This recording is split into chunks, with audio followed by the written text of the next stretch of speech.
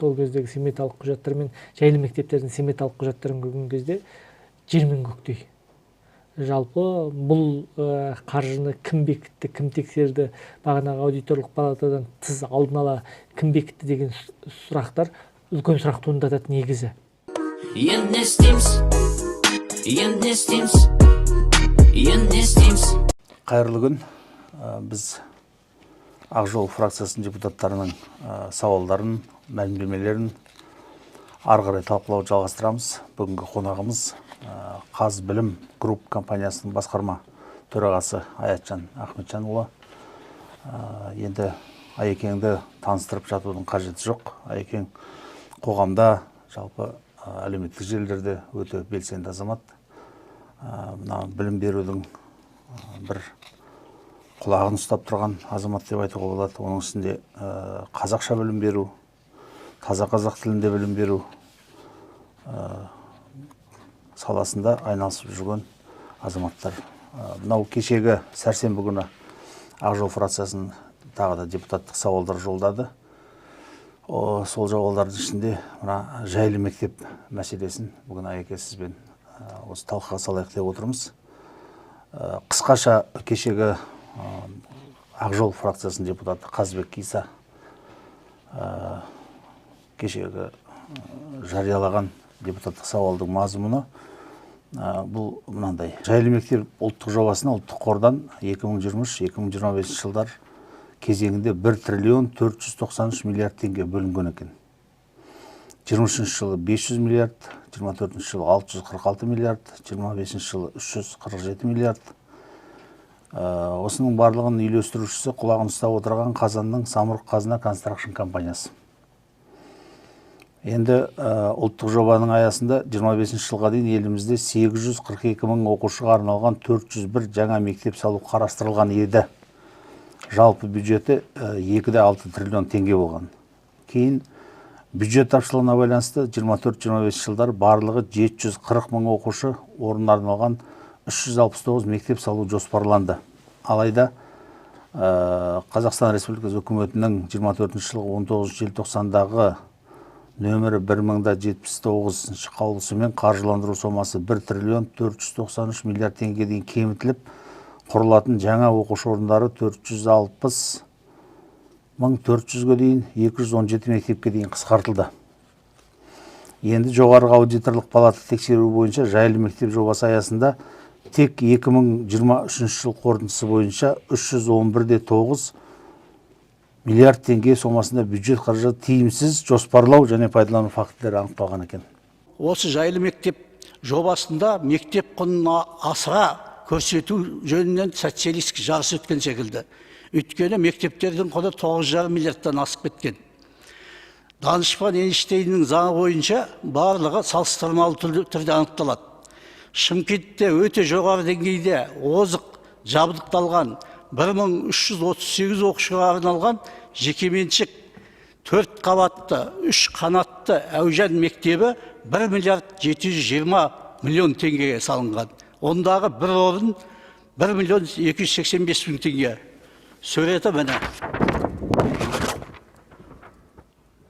Яғни ал көлемі осы мектептен 138 орынға аз болса да, 1200 орындық жайлы мектеп 6 миллиард 413 миллион 748 мың теңгеге салынған. Бұл әуежан мектебімен салыстырғанда бір орынға 4 еседен де көп. Ал 2 есе аз 600 мектеп, 600 орындық жайлы мектеп 4 миллиард 600 миллион 327 мыңға салынған. Бір орыны бұның 6 есе көп. Ал 2000 орындық мектептер 9 миллиард 630 миллионнан асып кеткен. Сонда, яғни сапалары бірдей болса да жекеменшік мектептен жайлы мектептің құны 4-5 есе көп. Бұл үкілеп отырған ұлттық қордың қаржысы 4-5 есе шығын болды деген сөз. Сонда бір мектептің орнына 5-6 мектеп салынатын қаржы қайда кетті? Енді бұны салыстырып айта беретін болсақ, бұндай фактілер көп. 4-5 еседей көп болып жатыр. Бұл енді Самұрық Қазына жалпы квази мемлекеттік сектордың бюджетін ашық қылу туралы Ақжол партиясы көп жылдан бері көтеріп келе жатыр. Бұл үйдің ішіне тігілген екінші үй. квазисектор деген, бұның құрылысы да, бюджеті де, жалпы өзі қазақта жақсы мақал бар ғой, қазаннан қақпақ кетсе, иттен ұят кетеді деген. Соның кері келіп тұрған сияқты ғой. Бұл енді осындай 4 есе қымбат мектеп салуға, мектептің қабырғасын кірпіштен емес, әлде алтыннан қаралып жатыр. Болмаса мұғалімдердің бәрі Нобель сыйлығының лауреаттары ма? Болмаса енді бір 4 есе қымбаттаудың бір негізі болу керек қой. Енді осы жалпылама сұрақтардың барлығына Айеке осы білім саласын, мектеп саласын айналысып жүргеніңізге көп уақыт болды. Соны өзіңіз бір жайып, анықтап, қандай мәселелер бар, соны айтып берсеңіз. Қайырлы күн баршаңызға. Бұл жерде 2-3 мәселені бөліп қарастыру керек. Бірінші, жайлы мектеп жобасы алғаш басталғаннан бастап, жайлы мектеп жобасының, жайлы мектеп ұлттық жобасы президенттің бастамасымен басталған кезде өте қатты қолдағандардың біреуімін. Себебі біздің мектептердің үш ауысымдылығы, апаттық жағдайдағы мектептердің көптігі, бұл біздің балалардың бүгінгі бәсекеге қабілеттілігін төмендетеді. Біздің мектептің барлығы, біз егер бином мектептер салынған кезде, осындай мектептер болу керек, ауылда да болу керек деп, соның деңгейде жайлы мектептің жобасын көрген кезде біз қуандық. Өкінішке орай, сол ұлттық жобаны әжептәуір ән еді, пұшық айтып қор қылды дей ме? Сол сияқты президенттің бастамасымен басталған керемет жобаны сиыр құйымшақтатып, қысқартып, бастапта 1000 мектеп болады деді, кейін 800 мектеп болады деді, кейін бағана өзіңіз айтып отырғандай 469 мектеп болады деді, одан кейін 359-ға түсті, енді 271-ге түсті ме? Жалпы кеміп келе жатыр. Бұл баяғыдағы 1000 мектеп 1000 аурухана деген, 100 мектеп 100 аурухана деген жобалар болған, соларды еске салады да. Және бағана сіз айтып қалған мұғалімдер Нобель сыйлығының иегері ме деген сияқты, бұл қаржыға мұғалімдердің жалақысы немесе ашылғаннан кейінгі шығын кірмейді. Яғни есіктің кілтін таптырғанша кіретін қаржы. Сонымен есептеген кезде шынымен осы 271 мектептің қаржысын егер үнемді, тиімді жұмсаса, онда 2 есе, менің көзқарасымда, 2 есе, яғни бір 540 мектеп салуға болатын еді деп ойлаймын өз басым. Дәл сондай сыйымдылықтағы, дәл сондай. Бір кезде бізде естіп таңғалғанбыз бұл жобаны. Өзімізде енді мектептер салуға, жекеменшік мектептерін салуға көмектестік деген сияқты, яғни проектілерін қарап беріп, жобасын жасап беріп, біраз мектептерге көмектестік. Сол кездегі сметалық құжаттар мен жайлы мектептердің сметалық құжаттарын көрген кезде жер мен көктей. Жалпы бұл қаржыны кім бекітті, кім тексерді, бағанағы аудиторлық палатадан тыс алдын ала кім бекітті деген сұрақтар үлкен сұрақ туындатады негізі. Өйткені дәл қазір елімізде бюджеттік тапшылық болып жатыр. Мемлекет бірді екі ете алмай жатыр. Сондықтан да ендесті көтереміз, салықты көтереміз деген әртүрлі дүниелер айтылып жатыр. Оның сыртында жылда ұлттық қорға қаншама қол салуға тура келіп жатыр, осының бәрі. Сондықтан бюджеттік жоспарлау, бюджетті үнемдеу басты сұрақ болу керек деп ойлаймын. Бұл жерде егер қадағалау болмаса, ол кез келген тендер бөліп жеңдер деген дүниеге кетіп қалуы мүмкін. Оны салып жатқан компаниялар қаншалық отандық материалдар істетіп жатыр деген тағы да сұрақтар туындайды өз. Сондықтан бұл мәселені бөлек кешенді қарастырылу керек. Және бұл цифрлар енді ұлттық жобаны бастап берген президент қой. Президенттің алдына қойылу керек деп ойлаймын. Яғни сіздің керемет жобаңыз осылай болып жатыр деген сияқты. Енді Айеке, сөзіңіз аузыңызда, мен ойлаймын, ең бірінші президенттің аузымен айтқызды ғой, осынша мектеп салынады деп. Енді президенттің алдына осындай қысқарып кеткеніне президент хабардар ма екен деген сұрақ. Мен сол сұрақты қойғым келіп отыр. Мысалы, президент аузынан осынша мектеп салынады деп айту үшін негіз болу керек. Бір ақылдасып осындай, бірақ аяқ астынан президенттің айтқаны, берген уәдесі бір басқада, артынан үкімет бізді осылай қысқарта салады. Осынша мектеп салынбайтын болды, енді осылай қысқартты. Осыған бір негіз бар ма қысқартуға? Меніңше негіз аяқ астынан болған дүние емес пе бұл? негізді бір ғана негіз жасап отырмық, бұл жерде қаржының тапшылығы деген негіз. Бірақ мен жалпы жүздік жақтан негіз жоқ деп қараймын. Себебі неге? Елімізде дәл қазір 3 ауысымда неше мектеп бар? Тіпті кейбір мектептерді салған кезде мен күлкімді келтірді. Бір ауылдық мектеп, ауылда 3 ауысымды мектеп бар. Алматы облысында жаңылмасам. Және сол Түркістан облысында да бір сондай жағдайға мен ақпараттан оқыдым. Ауылдағы мектеп 300 балалық мектеп бар ауылда бұрын. Ол қазір 3 ауысымда оқиды. Мектепте 700 қанша балалық мектеп бар. Оқушы бар. Енді соның қасына тағы 300 балалық мектеп салып жатты. Мен сұрақ туды. Ол 300 балалық мектеп салынып біткенше бала тағы көбейеді. Өсіп жатқан ауылдар. Енді солтүстіктің ауылдары сияқты жабылып жатқан емес. Алматы облысы, ол Түркістан облысы дегендер өсіп жатқан ауыл. Ертең ана мектепті ашып болған кезде екі мектепте 2-3 ауысымды болып кетпей ме? Одан кейін екінші сұрақ туындады, сол бағана қазір жұмыс істеп отырған 300 балалық мектеп салынғанда 50 жыл болған мектеп. Ертең ол апатты болса, жайлы мектеп 3 ауысымды болып кете салады. Бұл қандай жобалау деген сұрақ туындады. Нақты қалай зерттелді? Ертең ана жұмыс істеп тұрған мектептер қанша жылға жарамды мектептер? Мысалы. Мына салынған жаңағы жайлы мектептің жалпы өзі ішіне кіріп, мысалы мына стол 20 мың теңге тұратын болса, олардың қойған столдар 120 мың теңге, мысалы оның қасиеті қандай деп бір қолмен ұстап, көзбен көріп, саралап көрдіңіздер ме? Мен жайлы мектептерге барып көрдім. Енді нақты мен енді ішкі сметасын көрмегеннен кейін айта алмаймын. Жалпы құны туралы білемін, мысалы 2000 балалық мектеп 9 миллиард деген сияқты. Құнын, жалпы құнын білемін. Бірақ біз көрдік, енді керемет заманауи жабдықталған, заманауи партордықтар, заманауи интерактив панельдер деген сияқты.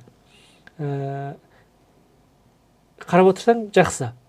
Бірақ оның қанша құны, қанша қалынды дегенді білмеймін. Енді бұл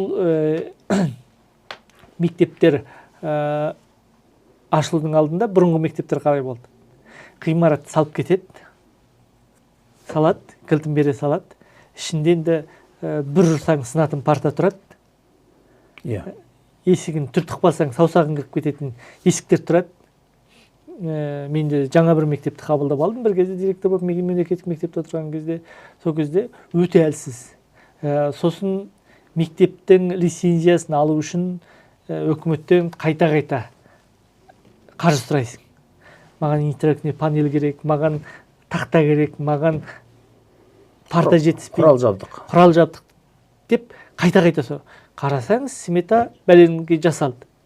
Одан кейін тағы да директор мемлекеттен бюджет сұрап жүреді. Осы жағдайларда біз енді аңыс еттік. Экс-президенттің, экс-министрдің тұсында. Бұл болмайды. Неге? Кілтін тапсырған кезде бәрін дайындап, мектепті бүгін ашады, ертең бюджетке барып, қайта қаржы сұрап отырасың. Олай болмау керек қой деп. Ал қазіргі кезде енді шынымен де 9 миллиард, 6 миллиард, 7 миллиард деген енді мен үшін 9 миллиард деген кемінде 3 мектеп салатын қаржы деп ойлаймын өз басым. Бұның барлығы жаңағы самұрық қазына констракшн деп отырмыз ғой. Солардың яғни жоспарлауы мектепті салудың. Ары қарай қаржының жоспарлауына сонда қадағалаудың болмауынан болып тұр ғой. Болмауынан деп ойлаймын. Енді қазір енді өткізіп алу үшін мекеме оқу ағарту министрлігі ғой, жаңылмасам. Өткізіп алған кезде мына зат осы құнға тұра ма деп нарықты тексеруге болады деп ойлаймын, мысалы. Нақты мына партта 80 мыңға алынды ма, бұл партта нарықта 80 мың ба? Нақты қанша? Әйтпесе бүкіл компьютерлердің параметрлерімен тексеріп әрбірін өткізіп. Енді кейбір сөздерге қарағанда кейбір мектептері әлі қабылдауға дайын емес мектептерді ашқан дегенде әріптестер арасында сөз бар. Жайлы мектепті ашты, не қылды, одан кейін әлі заттарымыз толық емес. Бізде өзі мынау кез келген шарада мынандай науқаншылық болады, жаңа сіз айтқандай 100 мектеп, болмаса 1000 мектеп, бір осындай цифрлармен әуестік, болмаса бір юбилейге қарсы, бір тәуелсіздік мейрамына қарсы, болмаса басқа бір дүниелерге қарсы деп осындай бір науқаншылық. Енді мен 8 қалада Қазбілім ұлттық лицейлерін ашып, сол Қазбілім ұлттық лицейлеріне 8 қалада оқушы мұғалім қабылдап отырған адам ретінде мұғалімдардың тест алу арқылы, өз пәнінен, басқа емес, өз пәнінен біліктілік тестін алу арқылы біраз сұрақ туындайды. Олар қаншалық өзінің пәнін білмейді деген сұрақ, өйткені өте көп конкурсқа қатысатын адамдардың ішінде өз пәнінен 50% жинай алмай, өте алмай тұратын, екінші турға өте алмай тұратын мұғалімдер көп. Біз бұл мұғалімдарды қайтеміз. Сондықтан да біз жайлы мектептердің бір енді сондай қаржыға салып жатырмыз. Ол ертең дұрыс болу үшін бір кезде ұсыныс бергенбіз. Мысалы біз неге жайлы мектептерді Назарбаев зияткерлік мектептер сияқты бөлек іріктеу, қатаң басқару мүмкін білім басқармаларына бермеу керек шығар. Назарбаев зияткерлік мектептер сияқты дербес басқару ұйымы болу керек шығар. Тікелей министрлікке қарату керек па деген сияқты сұрақтар көтергенбіз. Өйткені ертең сонша бюджетке салып алған мектеп, бағанағы өзіңіз айтқандай жайсыз мектептің қатарына кіріп кетсе, ол обал мемлекетке. Әрине. Адами капитал дайындауға обал. Бағанағы сұрағыңызға басыңызға жайсыз мектеп болмай. Өкінішке орай жайсыз мектеп бізде елде бар. Неге ол қандай мектеп? 3 ауысымды мектеп. Бала 3-ші ауысымда қысқартылған негізде оқиды. Бір сыныпта 40 бала тұрады. Ол әрине балаға жайсыз. Өзі Айеке, мынау қазіргі парадокс, мысалы халық тығыз орналасқан, халықтың саны сондай көп оңтүстік аймақтарда, үлкен қалаларда осы жаңа 3 ауысымды мектепке дейін оқып, осы күнге дейін отыр, кейбір жерде. Ал енді кейбір солтүстік облыстарда 200 оқушысы бар жерге 400-500 орындық мектеп, 1000 орындық мектеп салып қойып қазір. Мен өзім Шығыс Қазақстанда сол мектепті жылыта алмай отырған ауылдар бар. Ана ел болып ақша коммунальный жауабы. Ел болып ақша жинап, мектептің жартысын кірпішпен қалап тастап, өйткені жылыта алмай отыр. Жарты мектепті жылытып отырған, сонда мына білім министрлігі жалпы осыны бақылап, қадағалап, дер кезінде шешім қабылдап, әлде бір бекітіліп келген тек басты мақсат қоқитып мектеп сала салу ғана болды, ары қарай ол мектеп күл болмаса бүл болсын деген сияқты сондай бір көзқарас болып тұр. Жалпы жоспарлау мен іске асырудың қателігі ғой бұл жерде. Әкімдер қаншалық жанашыр? Мысалы, бізде 3 ауысымды мектеп жоқ, жалғыз облыс бар. Білетінім. Қателесіп мүмкін, бірақ нақты ақпарат деп ойлаймын. Ұлытау облысы ғана. Ол жерде 3 ауысымды мектеп болатындай емес енді. Халқының саны оңтүстіктің оқушысының санынан аз облыс қой мысалы. Басқа өңірдің бәрінде 3 ауысымды бар. Ондай болатын болса, бағанағы жерге мысалы 200 оқушысы бар жерге 600-700 балалық мектеп емес. Неге 3 ауысымды мектептегі жерге санын көбейтпейді? Бұл жоспарлауға байланысты. Енді мен жоспарлауға байланысты қателік мынада деп ойлаймын. Жалпы біздің елде, мен енді саясаткер емеспін, бірақ білім саласының бір жоспарлауына байланысты айтатын дүние, бізде әкімдер мен министрларда саяси карьерасында мезгіл жоқ. Дұрыс айтасыз. Бір осындай жоспар жасадым, мысалы, осындай мен 5 жылға мынандай жоспар жасадым, мынаны істеп кетем, 5 жылда мынандай деңгейге жеткізіп кетем деген мақсат жоқ. Тек қана өрт сөндіріп 1 жыл отыру мүмкін. Ұшарын жел біледі, қонатын сай біледі. Мен бұл жерде ар кезде 1 жыл отырам, 2 жыл отырам, 1-2 жыл шу шықпасыншы өз деп министр да әкім де сөйтіп отыратын сияқты көрінеді маған. Күдігіңіз өте орынды. Мына временщиктер дейді ғой, мысалы облысқа келетін әкімнің біз бір бағдарламасын білмейміз. Жалпы өзі Ақжол партиясы негізі осы сайлау әділ болады, жаңағы осылай әр партияның өкілдерінен үкіметті құраймыз деген басында бір сондай үміттендіретін осындай бір уәделер болды ғой. Сол кезде біз айтқан едік, кез келген министр, кез келген әкім өз бағдарламасымен келу керек. Премьер-министр өз бағдарламасымен келу керек. Ертең әділ сайлау болатын болса, мына келген, біз мына құрылған үкіметтен қазір кім қалды, кім қалмаған есімізге сақтап үлгермейміз қазір. Әкім болып барады, шығыстың әкімдері ауысып жатыр, Абай облысы. Мысалы, кешегі вице-премьер болып келген шығыстың әкімі Ермек Көшербаев. Шығыс Қазақстан облысына қанша уақыт әкім болды? 1,5 жыл. 1,5 жыл. Не тындырды, не бітірді. Не бітіріп, келесі деңгейге көтерілді, яғни өсті ғой енді. Вице-премьер-министр болды, премьер-министрдің орынбасары деңгейіне қандай еңбегімен 1,5 жылдағы келді деген сұрақ туындау керек деп ойлаймын. Сондықтан егер кез келген жерде кез келген адам өзінің бағдарламасын соңына дейін жеткізіп, немесе белгілі бір нәрселерге толық жауап беріп кетпейтін болса, уақытты отыратын болса, ол былай айтқанда енді қызметтік терминмен айтқанда міндетін атқарушы деген сияқты не ғой. Уақытша ертең шушық кетпес, мен тұрған кезде жақсы болсын, мен тұрғаннан кейін келете салам деген сияқты дүние. Бұл мемлекетте көп нәрсені деградацияға жібереді деп ойлаймыз біз. Бір ізділік, бір жүйелік, басталған жұмысты аяғына дейін жеткізу, ауыл шаруашылығы болсын, басқа болсын, бұл тек білім саласына ғана қатысты дүние емес бізде. Бізде қай саланы алмасаңыз да, ауыл шаруашылығы болсын, біздегі жаңағы автокөлік өндіреміз дедік, әртүрлі бағдарламалар қабылданды, 20 жыл әртүрлі субсидиялар берілді, мемлекеттің қамқорлығында болған, мысалы кешегі Азия автоның бүгін ізі де жоқ.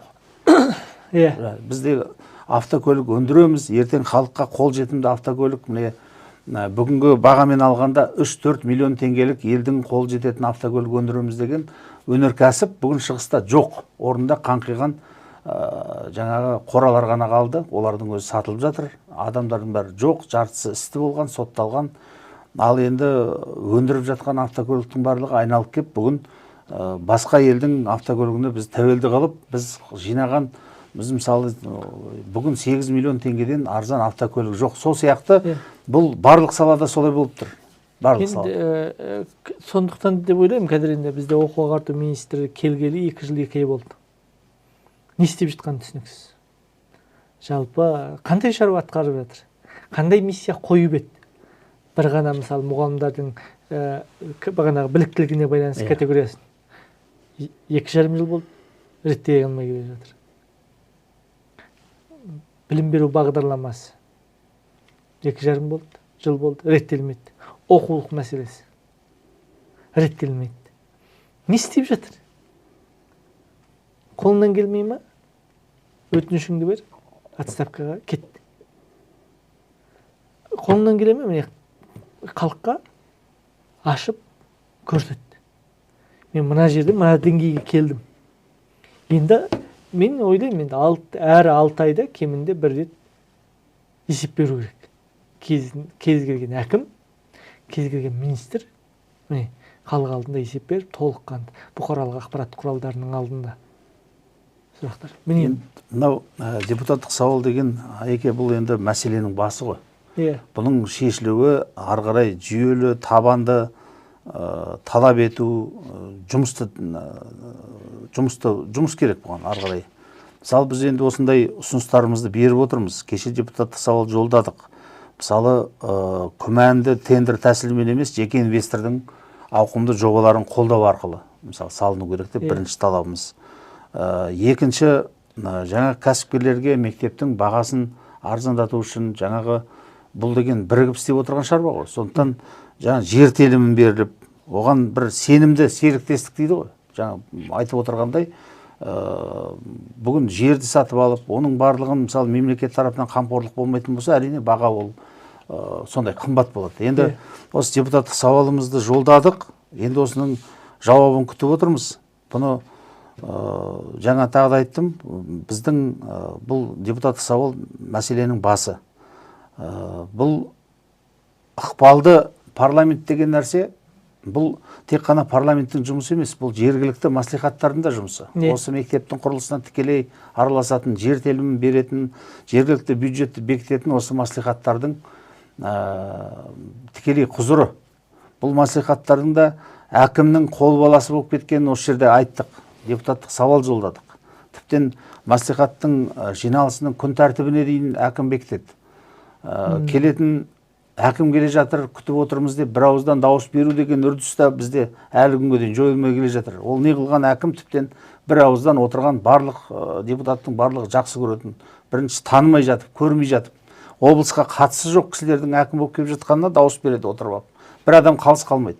Бұл мен ойлаймын, Айеке, бұл ең бірінші төменнен бастап, жаңа ауылдың әкімінен бастап, ауылдың әкімі әділ өтетін болса әкімдікке, ауданның әкімі әділ өтетін болса, ертеңгі мәслихаттың депутаттары жұмған аузын ашпай, үндемей, ләппай тақсыр деп әкімнің айтқанын орындап қана отыратын болса, онда бізде тек қана мектеп емес, барлық саланың барлығы осы түбі біздің ұлттық қорды тауысып тынамыз ба деген жаман ойымыз бар. Өкінішті әрине. Еліміздің кіл қаймағын, еліміздегі ең озық, ең үлкен мекемелердің барлығын жинап, квази мемлекеттік сектор деп жаңағы бөлек қойып, оның бюджетін не мәжіліс білмейді, оның бюджетін не халық білмейді. Қалған бюджетті талқылаймыз. Біздің партиямыз 2-3 рет осы бюджетке қарсы шықты. Қарсы шыққанмен аздың жаңа дауыс шыға ма? Көпшілігі дауыспен қабылданып кетіп жатыр. Бірақ түбі бұл мектеп саласы ғана емес, жалпы байқап отырсаңыз, біздің қоғамның, біздің мемлекеттің болашағына қауіп төндіріп тұрған үлкен мәселе. Жемқорлық оның арты дерт қой. Енді мектеп бұл басталмай жатып, міне 311 жарты триллион теңге тиімсіз жоспарлау және пайдалану фактілерді. Бұл бүгін жайма шуақтандырып, жаңа айтылып отырған факты, бұның аяғы коррупция ғой, бұның аяғы қалай, немен бітетіні әлі ешкім белгісіз.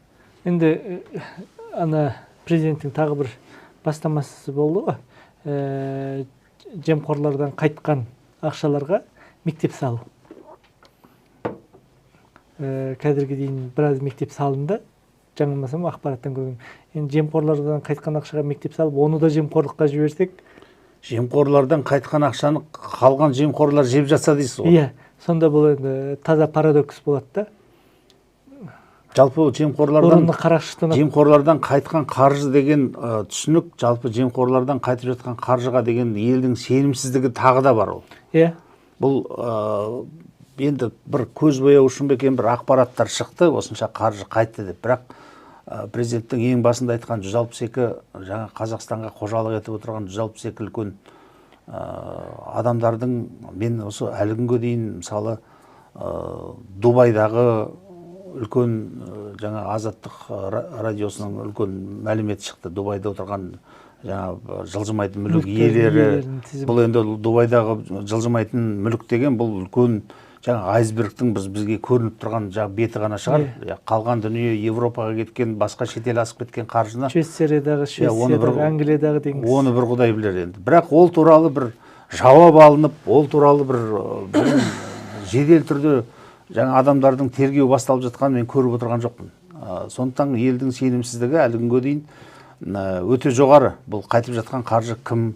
Оған комиссия деген бір оның адалдығына күмән келтірмейтін азаматтардан құралған бір комиссия болу керек. Комиссияның жұмысы да, комиссияда кімдер бар екенде жұмбақ қой енді. Иә, кімдер бар екенде жұмбақ. Оның үстіне мысалы жаңағы не бар ғой, порог дейді ғой, жаңағы $100 миллион деп бекітті ғой. Ол $100 миллион деген заңсыз табылған 100 миллион емес, 1000 теңге үшін жауапқа тарту керек. Заңсыз. Ол ондай баспалдақты орнатып, 100 миллионнан кем 900 миллион доллар ұрлаған адамдар кінәсіз болып шығу деген оның өзінде сұрақ көп. Енді Айеке, көп рахмет. Мынау бүгінгі жайлы мектеп, жалпы мектеп білім беру саласындағы мәселеге байланысты біздің сұранымыз, біздің өтінішімізді жерге қалдырмай келіп пікір білдіріп отырғаныңыз. Енді жалпы мектеп жетіспеу мәселесіне қозғалған дүниелер ғой, бұның бәрі өте үлкен қалалардағы жайлы мектеп. Мұның сыртында бағанағы өздеріңіздің депутаттық сауалда айтып тұрғандай, жекеменшік салаға тарту керек еді. Енді өзінен өзі ұрламайды ғой. Мемлекет жерді берсін, мысалы, қалғанын кәсіпкер өзі салсын, кәсіпкерге талап қойсын деген сияқты дүниелермен де біраз нәрсені шешуге болады деп ойлаймын. Енді ол бағыт өзімізде жұмыс істеп жүргендіктен жекеменшік білім беру секторында білеміз да, өкінішке орай қазір жекеменшік білім беру секторында қысып тастап отыр. Оның да қаржысын кешіктіріп, оның да келісімшарттарын қаржы орталықтары орындамай деген сияқты. Бұның өзі екінші күні тағы да үш ауысымды мектептердің тәуекелін тудырады. Сондықтан жалпы білім беру саласында сұрақ көп. Бұл жалпы құрылыс мәселесі жөнінде бір кішкентай бір мынандай тәжірибе. Біздің осы Ақ Жол партиясының депутаттары осыдан бір 10 шақты жыл бұрын бір ауылға футбол алаңын салайық деп келістік. Сол ауылға жігіттер, кәсіпкер азаматтар жиналып, сол құрылыспен мен өзім тікелей айналыстым. Сол жазық жатқан жерді алаңнан бастап, сол жерге футбол алаңы шетінде жаңа жаттығатын темір терсегі бар. Сондай алаңын салумен 55-те 25. Бұл енді стандарттан сәл үлкен.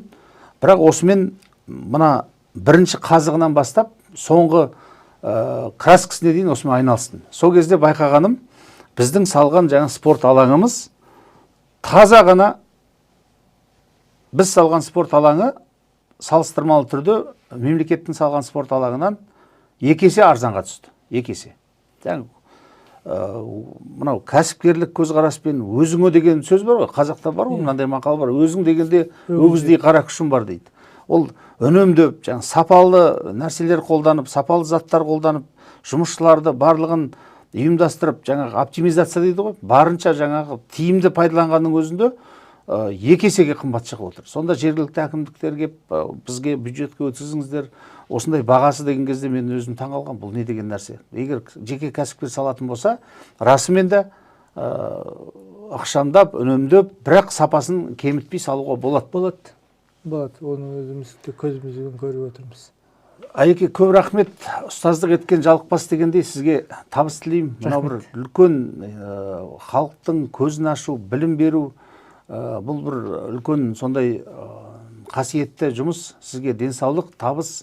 Мына айтып жатқан мәселенің барлығы шешіліп, мына біздегідей біз өзімізді басқа елдермен салыстырған жақсы көреміз ғой. Біздегіде ұстаз деген сөзге лайықты азаматтарды тәрбиелеп өсіруге тілектеспіз. Рахмет. Енді не істейміз?